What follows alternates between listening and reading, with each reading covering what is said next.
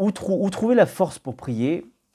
Comme on l'a dit, la force, elle vient que d'une seule source, c'est celle d'Hachem.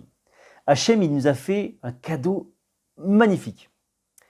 Il a fait que il va nous mettre dans des situations où, où on va pas y arriver, on va être bloqué et on va se trouver au pied du mur. Alors les cas les plus classiques, ça va être les cas par exemple de santé, les problèmes d'argent, de dette incroyables, des gens qui sont bloqués, etc. Ça, c'est des cas où on va voir que Hachem nous donne ce cadeau incroyable, qu'on est bloqué, on voit que les banques ça va pas, le médecin, le truc, bon, tout est bloqué.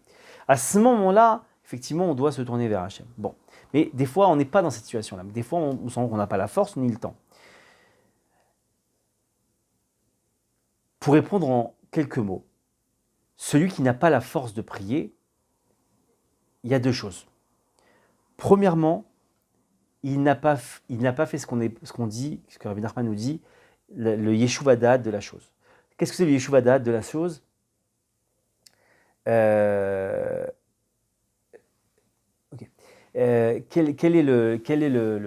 quoi le Yeshuv Hadad de la chose?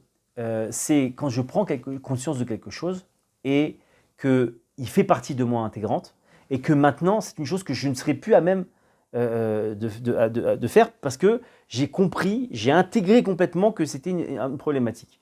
L'exemple le plus simple, d'accord? On peut l'extrapoler à plein d'autres exemples, mais en tout cas dans cet exemple le plus simple, c'est quoi? Quand un enfant il se brûle, il met sa main sur le feu, par exemple sur une allumette, ou il se brûle.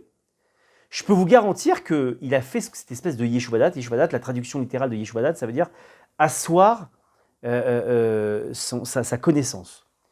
En gros, ça veut dire vraiment que la connaissance, elle fait tellement partie de nous que c'est une seconde nature.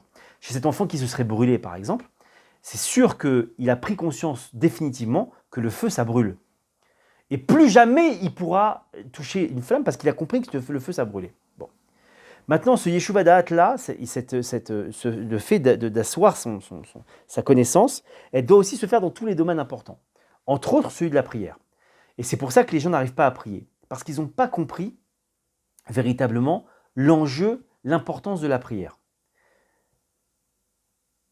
J'ai envie de dire à ceux qui n'ont pas encore pris conscience de la chose, essayez, c'est l'adopter. Essayez un petit peu. Essayez un petit peu. Essayez au moins une fois dans votre vie. Vous n'y croyez pas, mais essayez au moins une fois. Quand vous allez commencer à voir des résultats, faites-le sur des petites choses, d'accord? Des petites choses de la vie.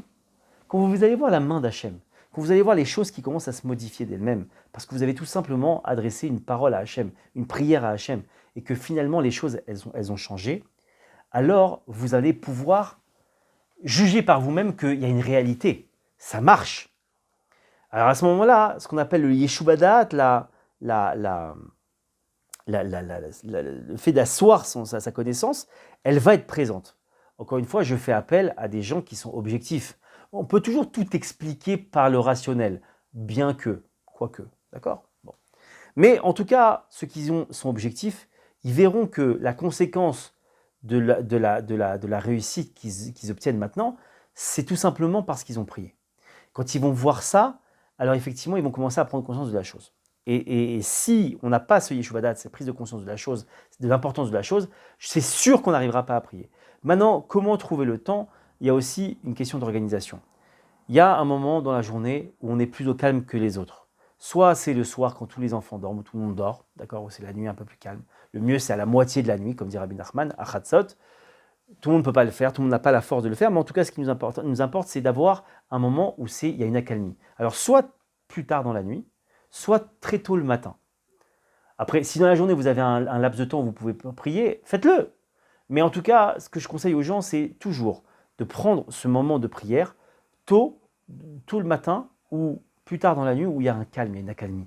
C'est très important et ça fait du bien de pouvoir être serein dans sa prière. C'est très important. Rabbi Nachman me dit même de sortir de la ville parce que dans la ville, il y a une espèce un vent comme ça, une espèce d'ambiance qui bouge continuellement, qui est presque pesante. Et il faut sortir de cette espèce de ce mouvement continu pour pouvoir être tranquille, serein dans sa prière. Voilà, ça c'est important.